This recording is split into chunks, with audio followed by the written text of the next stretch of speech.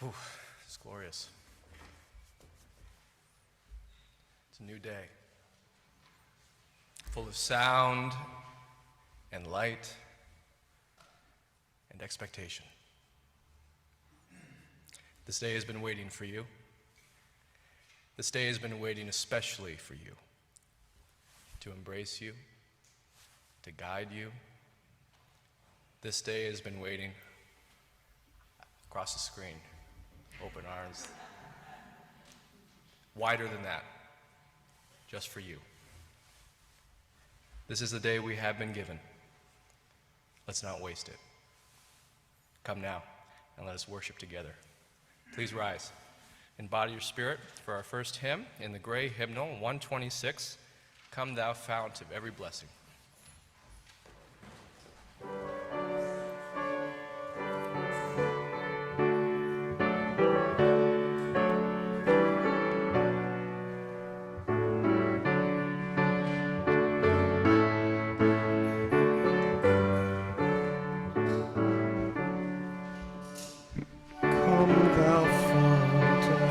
Every blessing, tune our hearts to sing thy grace. Streams of mercy, never ceasing, call for songs of loudest praise. While the hope of life's perfection fills our hearts with joy and love, teach us ever to be faithful. May we still thy goodness prove. Come thou fount of every vision, lift our eyes to what they come. See the lion and the young lamb dwell together in thy home. Hear the cries of war fall silent, feel our love glow like the sun. When we all serve one another, then our heaven is begun.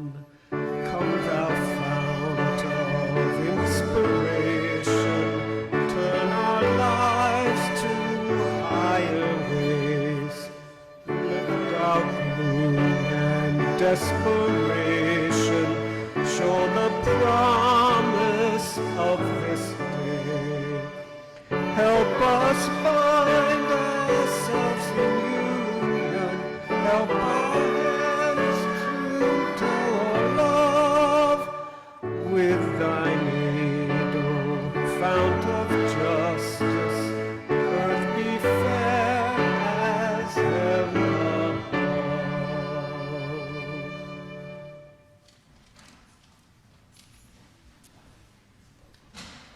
Good morning, everyone. How are you doing? That's good. I'm going to get in the habit of standing outside with Jean O'Brien, our safety officer. It's just a glorious, glorious day outside. I joked that maybe I would just stay out there for the service. You all can be in here.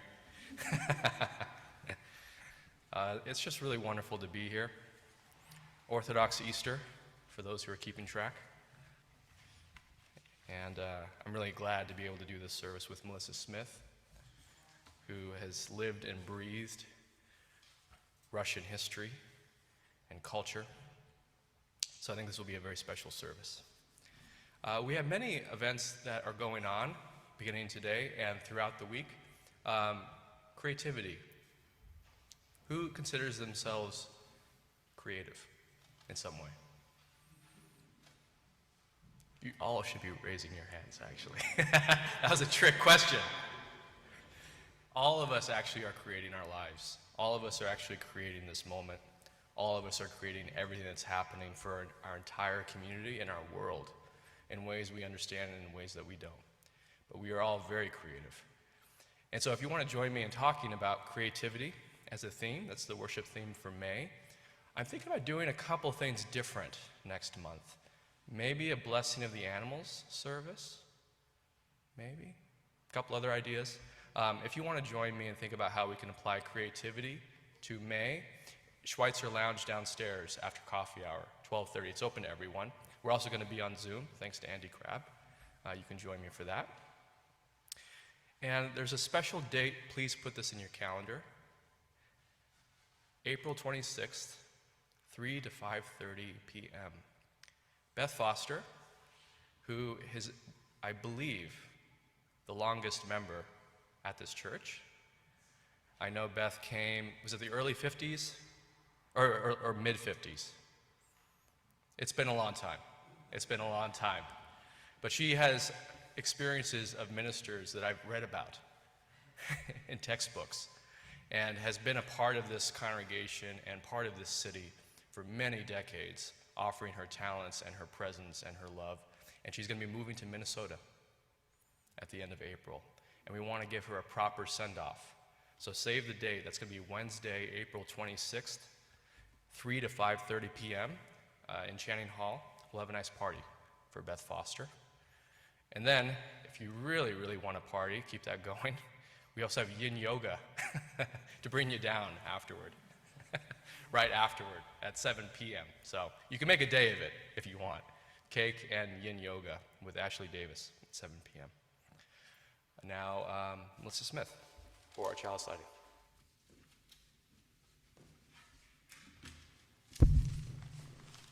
Today's service affords me an opportunity to bring my whole self to the role of worship associate. Well, physically, what you see is what you get. But this chalice lighting challenges me to dig deeply into the intersections of my American-born and Russophilic spirit and attempt to render them relevant to our congregation. And all this in 3 minutes? Doubtful. Reverend Joseph offered me a gift with the announcement of ambivalence, or being stuck in the middle, as today's theme. We are all literally stuck in the middle of a cosmological as well as religious sense, close to the vernal equinox, Ramadan, Passover, Western Christian Easter, and Eastern Orthodox Easter, which is celebrated today. For the Orthodox, Easter rather than Christmas is the central holiday. It must be celebrated after Passover, for it is Jesus' entry into Jerusalem that triggered the events leading to his crucifixion and resurrection that in turn earned Jesus of Nazareth the title of Christ. The choral phrase, which is repeated on this Sunday in Orthodox churches, Christ is risen from the dead, trampling down death by death, is the promise of eternal life. In other words, the ultimate resistance move.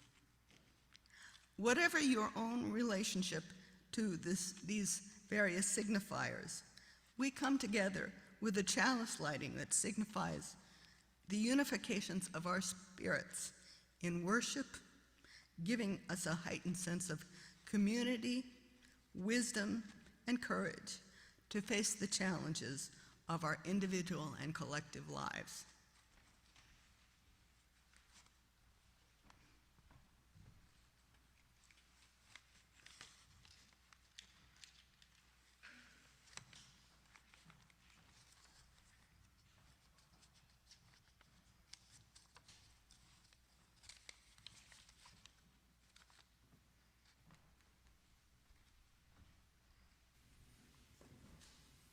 I like how I light it over there, but still walk over here. Have it.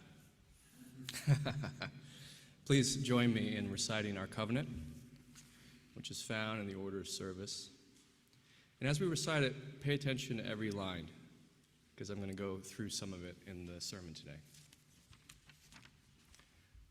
Love is the spirit of this church, and service its law.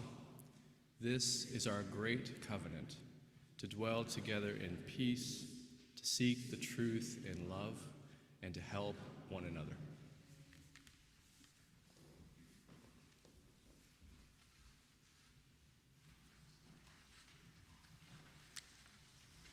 Our church is completely supported by pledge income from members and friends like you. If you wish to make an offering to us, please designate on your check or envelope that it is for UUYO. Our Give Away the Plate recipient for April is Northeast Homeowners and Concerned Citizens. This is an active place-based organization serving residents and businesses of the northeast side of Youngstown for over 40 years. Their mission is to work towards the betterment and revitalization of neighborhoods by uniting area residents and collaborating with other neighborhood organizations to help maintain and improve property standards and advance the interests of citizens residing in these areas. They are strongly committed to stimulating and enhancing the quality of life through civic awareness, involvement, and coordinating neighborhood beautification projects. We will now receive the offering that supports the life of Youngstown, the Mahoning Valley, and our wider world.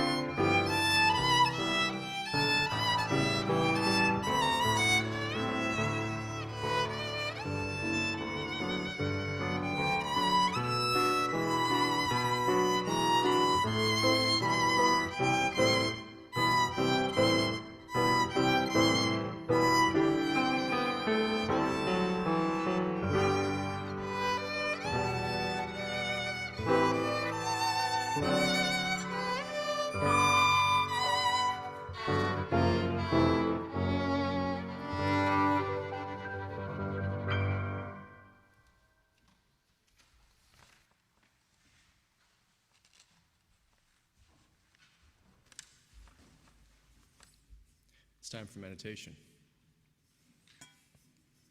Please join me for a few moments of silence. Get into a posture that's comfortable for you. For some, that's the sun. For some, it's a shade. It's all good.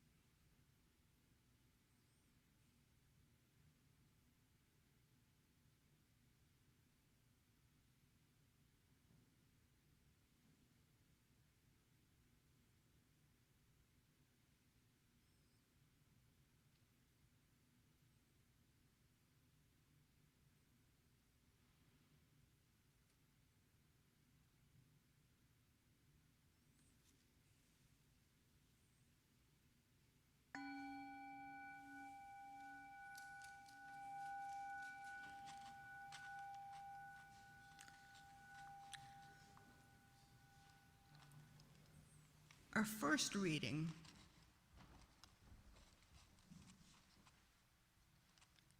today is from the novelist and philosopher Leo Tolstoy.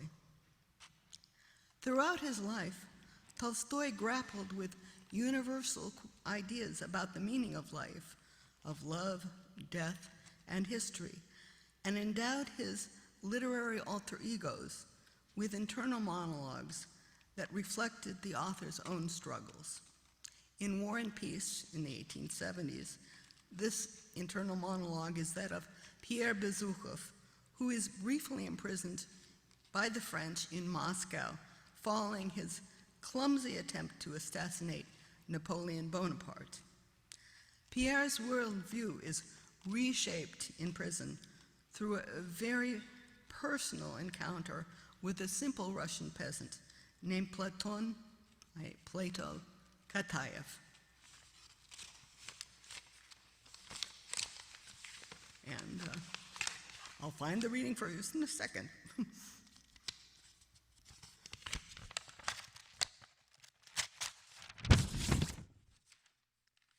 He could seek no object in life now because he had faith. Not faith in any sort of principles or words or ideas, but faith in a living, ever-palpable God. In the old days, he had sought him in aims that he set before himself. That search for an object in life had only been a seeking after God. And all at once, in his captivity, he had come to know, not through words or arguments, but by his own immediate feeling, what his old nurse had told him long before, that God is here and everywhere. In his captivity, he had come to see that the God in Katayev was grander, more infinite, and more unfathomable than the architect of the universe recognized by the Masons. He felt like a man who finds what he has sought at his feet when he had been straining his eyes to seek it in the distance. All his life, he had been looking far away, over the heads of all around him, while he need not have strained his eyes, but only to look in front of him.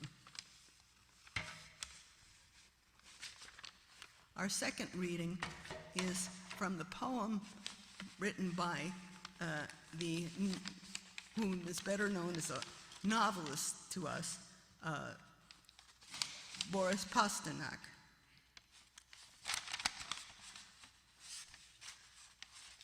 This poem was written in 1946, and Hamlet can be seen as the author's own to be or not to be.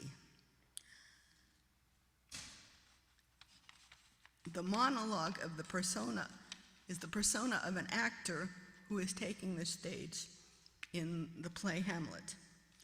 Through the Stalin era, Pasternak survived, while many others did not, by translating foreign literary classics, including Shakespeare's Hamlet and King Lear.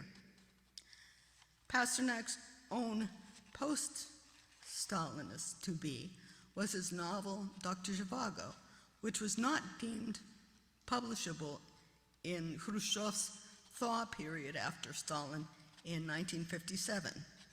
The novel was smuggled into the West, and its publication led to Pasternak's being awarded the Nobel Prize for Literature in 1958. The award that awaited the author in his own country, however, was his final tragedy, his not to be. Pasternak was not allowed to travel to receive the award, and the controversy surrounding this hastened the author's death in 1960. The novel Dr. Zhivago was finally published in 1988 when Mikhail Gorbachev's policy of glasnost marked another swing in a liberal direction. By then, the novel had long been a staple of underground literature in the Soviet Union. The poem Hamlet has been translated by many others with various degrees of success, and since poetry is notably called what is lost in translation, I created a version that is the closest to the words that I feel in Pasternak's original. The hum grows silent. I move towards center stage. Leaning against the doorframe, I catch in a far-off whisper that which will move throughout my age. On me, the darkness of night has focused with 1,000 binoculars. If it is possible, Abba, Father, let this cup pass from my lips.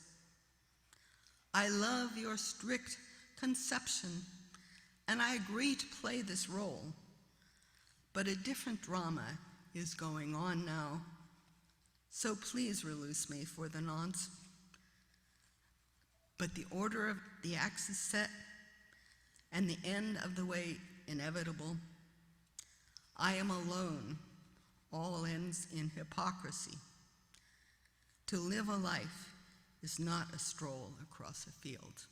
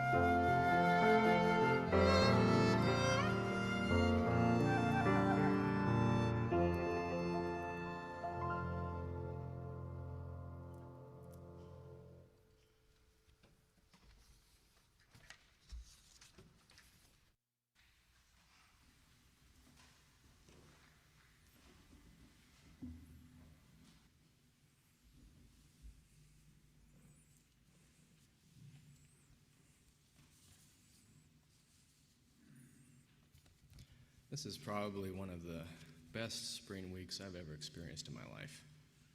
Would you agree? So glorious being outside. I feel like pinching myself. I was telling Jennifer, I feel like I'm in one of those VR simulations. You know, where they say, you want to experience spring? Wow. It's like walking in a painting. One of the flowering trees on the edge of the park near where we lived, it opened in full bloom. And you could smell the scent carried by the wind while you're still on the pavement. Smells of vanilla. I caught strawberry. Freshness. One of these glorious days, in the middle of the afternoon, peak sun, like 3 o'clock or so, birds were out enjoying the feeder outside our house, and I was indoors on a Zoom call. Talk about a dichotomy, right? And the topic of conversation on the Zoom call was also a counterpoint to the glorious day. It was a Zoom call with the Red Cross. And right now, I don't know if I mentioned this, I learned there's a shortage of chaplains in the Red Cross, or what they call disaster spiritual care associates. It's very bureaucratic, very Red Cross, but that's what they call them. And they were talking about the need for chaplains to be deployed after a mass shooting. Most recently, they deployed chaplains in Louisville, Kentucky. And one of the chaplains on the call talked at length about their experience at Tops grocery store in Buffalo, New York. And they spoke of the ways we offer care to family members affected, employees, and just the general population that's in shock. All this on a glorious spring day. And the thought occurred to me, really for the first time, more than a thought. It was a visceral experience, one that perhaps maybe I knew on some intellectual level, but it never really felt before. It's the thought,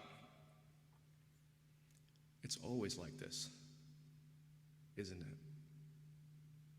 Everything, all at once. Glorious, beautiful, strange, scary. All of it happening all at once. And here we are in the middle of it, in the middle of the glory, in the middle of the beauty, in the middle of the strange, in the middle of reverberation, in the middle of it. Always in the middle. Always. Never anywhere else, but in the middle of it. The middle is a very powerful place. On the call with the Red Cross, some say chaplains have one of the hardest tasks on a disaster site. And you know what makes it so hard? Their task is just to be present. Really take in the whole scene and offer care where there's an opening and not get in the way.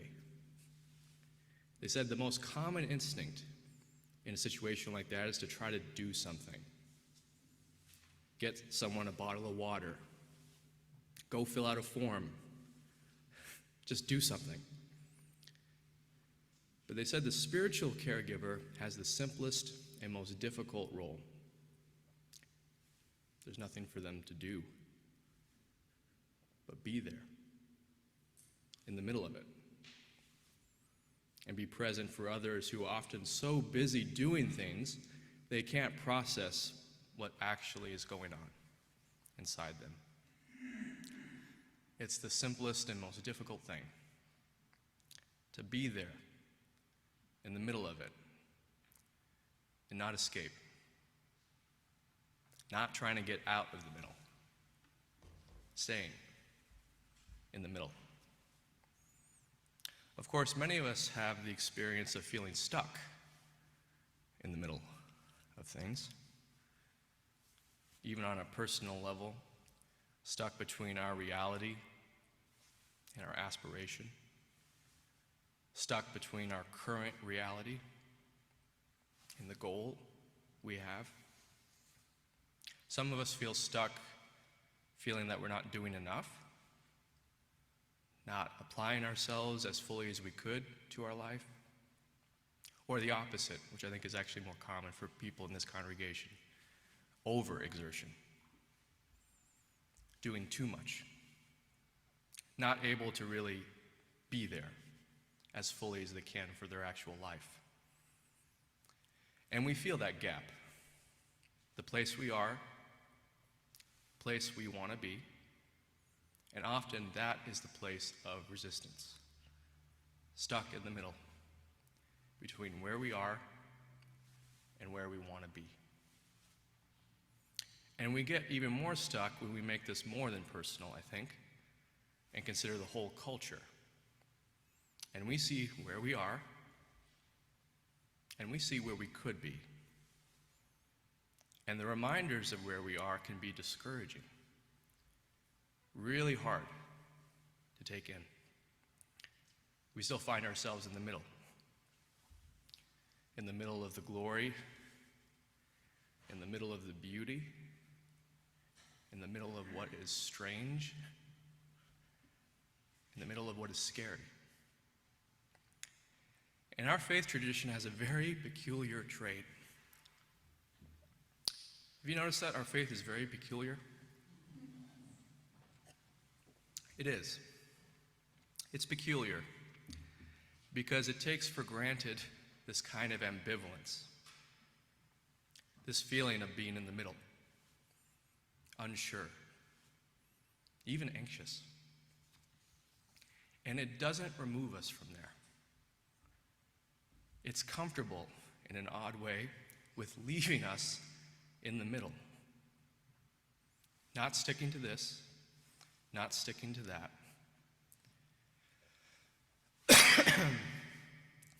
You know, there are no guardrails in this faith to keep us on a very specific and narrow path.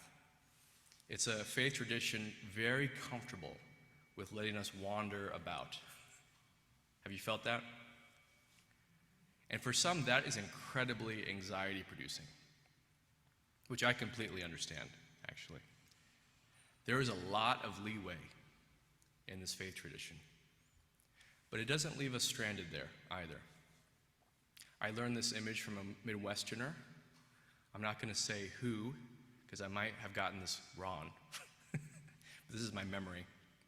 This is someone who lived on a farm, and on a farm they installed a clothesline contraption, a lifeline of sorts, to help them get back home if there was a big fog that came in. And I love that image. There are no guardrails, but there is a line that we can choose to follow and guide us. But we have to choose, to actually grab the line. If you look at our covenant, and feel free to do this, it's right here. It shows us the very peculiar nature of this faith tradition. We don't fit the mold of most Western religious traditions. If you look at this covenant, what you'll find here is not a clear what, and definitely no why. And this is the special emphasis of traditions that have a creed or a set of beliefs. What are we doing here? Clearly stated beliefs. Why? The justification for those creeds and beliefs. And there's nothing wrong with that. That can be very helpful. But our tradition is a little different. I think we're how people. We're not sure what's happening, at least not fully. And we, including the minister, have a very limited understanding of why this is happening the way it's happening. But how? We can talk about how. How do we live through ambivalence?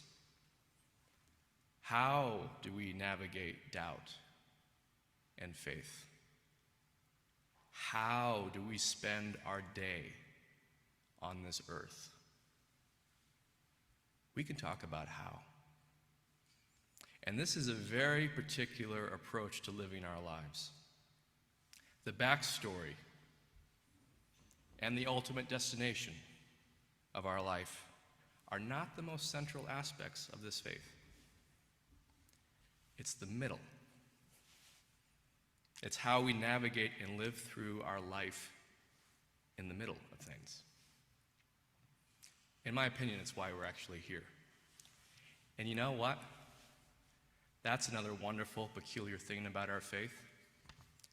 You don't have to believe anything I say. Peculiar, isn't it? You don't have to agree with anything that I say. You can be a good Unitarian Universalist and disagree with 100% of what I say. In fact, it actually might make you a better Unitarian Universalist. I'm hired, I believe, not because I have a special connection with God or the spiritual world, or because I'm particularly wise, or because I have answers that you don't. No. I'm here as a partner to muddle through with, to live in the middle with, and to bring us back to the middle, to remind all of us, including ourselves, that we belong in the middle of life. But we are not abandoned or alone, even if we wander, even if we get lost or lose our way. And our covenant reminds us of that. It's not a roadmap, it's an attitude and a spirit of travel. And I think this is very profound. And it's begun to reframe the way that I think and approach my life. Instead of focusing on the what of our life, what I should do. Should I slow down? Should I give more? Should I do this? Should I not do this? The how has taken more center stage in my life. How do I want to experience this day? How do I want to treat others? How do I want to treat myself? How do I want to navigate through confusion, fear, as well as bursting moments of beauty, stunning glory? How do I want to respond to all of this? Being in the middle of all of this. Our faith tradition will not give you a solid answer to that question. But it can throw you a rope if you need it. And it can show you living examples of actual human beings who have lived a life with an amount of dignity and purpose. Love is a spirit of this church. What does that mean? Anyone? I don't know. Love is bigger than any one definition. So what does it mean that love is the spirit of this church? We don't really know. Thank you, Jim. And that is very deep and very profound. So what do we do with that?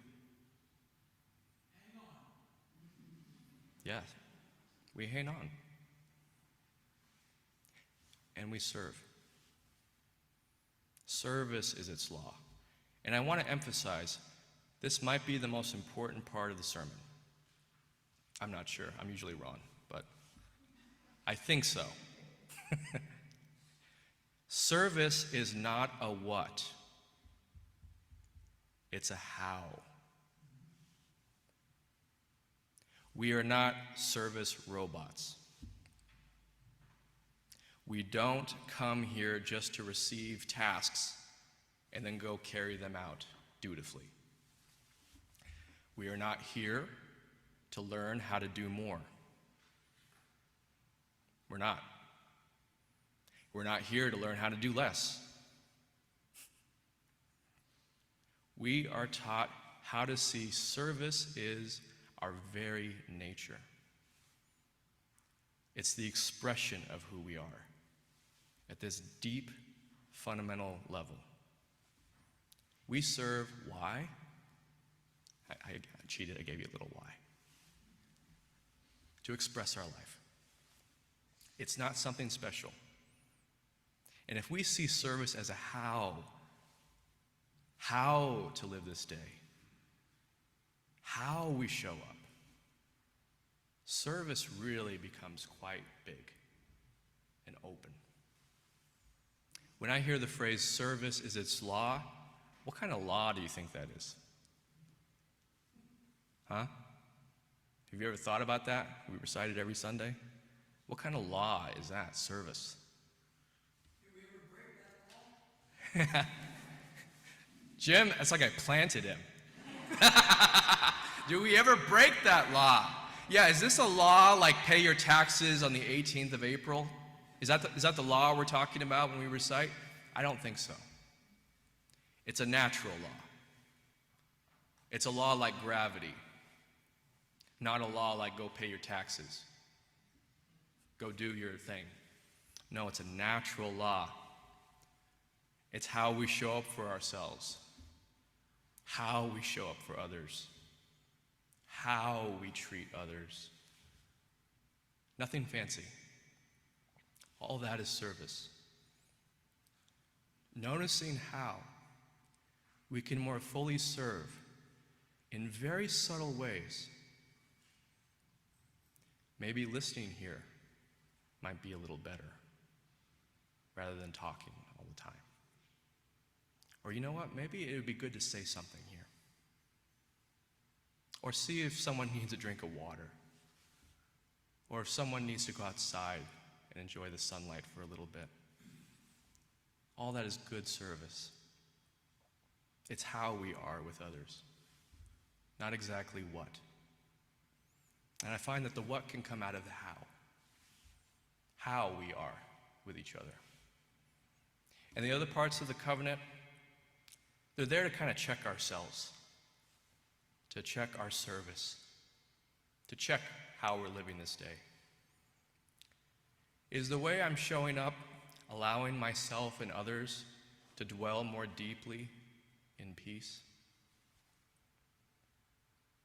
Are my words and actions creating harmony or division? Are my words and actions and thoughts contributing to the overall well-being and sense of ease in this room, in this world? And I love the next part. Seek the truth in love. Anyone else love that part? Notice it doesn't say find the truth. Again, we have a very peculiar faith. It takes for granted ambivalence, complexity, and the nature of being human, no one of us has the complete truth. And yet we are embodiments of the greatest truth, love. A truth that we are, but never fully understand, because it's without limit.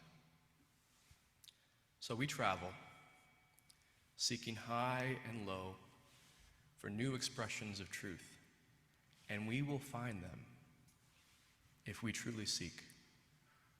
And how do we seek? In love, in our very nature, our sensitivity and awareness as our guide.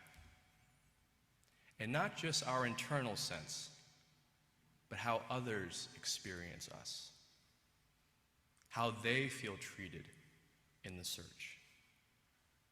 That is also part of love. Listening to how others experience us, not just how we experience ourselves.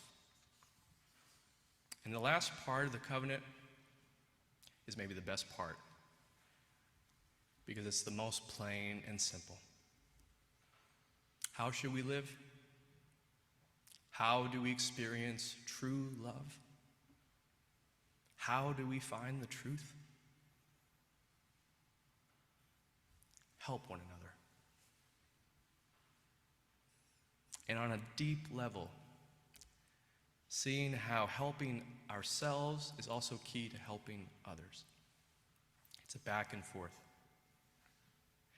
In spirit, I think some of us might agree with Tolstoy in the wonderful passage on War and Peace. Where do we find God? When we quit straining to find God somewhere else. When we quit straining, looking over people's heads or beyond our situation. It's when we content ourselves with being in the middle of things, in the middle of faith, in the middle of doubt, in the middle of glory, in the middle of unknowing, in the middle of it. Maybe the last place we expected. Straining to find the ultimate expression on some distant horizon, some distant person, some distant faith. But the distance is the issue. Intimacy with where we are seems to be key. Being close to where we find ourselves right now. Being close with the parts that cohere and the parts that seem incoherent.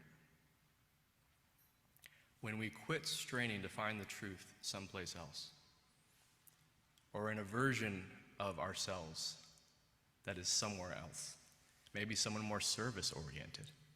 No. Not in that person, no.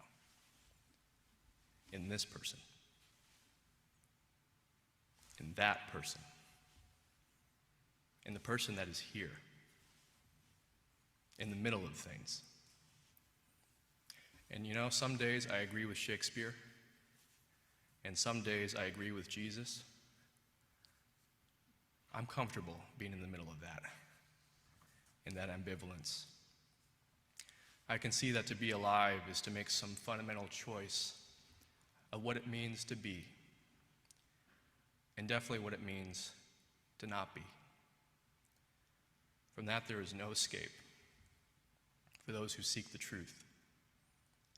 But yet, I also tend to think that perhaps to be human is also to be like a lily of the field who doesn't need to strain one bit to experience the glory. And in our faith tradition, they both can be right. And we get the wonderful task of expressing how they could be right. Please pray with me. Spirit of love, so grateful for every single person in this room. I'm so grateful for everyone connected to us virtually, online, and for those who have no idea who we are. So grateful to be part of this world, this wonderful world full of endless wonders. Please guide us how we might respond to our life on this day, how we might respond to what we are given, how we might respond to who is right in front of us, right next to us, in our eye line or in our body feel. Please help us to enjoy coffee and treats together as a loving community. All this we pray. Amen. Please rise in body or spirit for our closing hymn. It's 128 in the gray hymnal, For All That Is Our Life.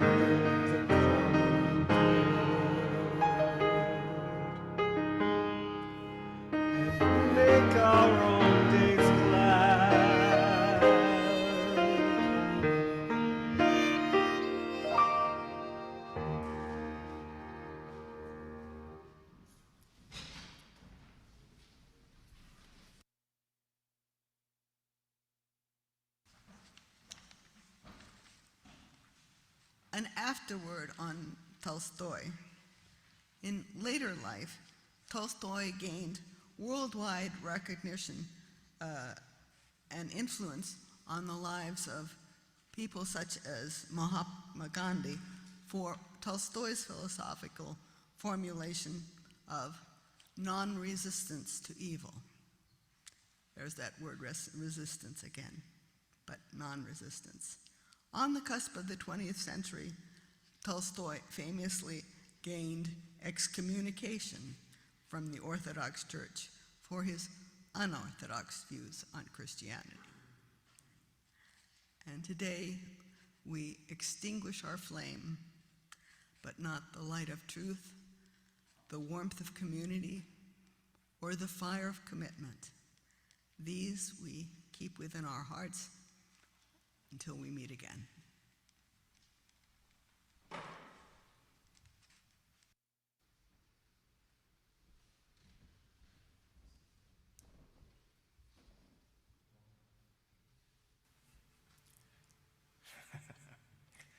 As you depart, please remember the one great fact.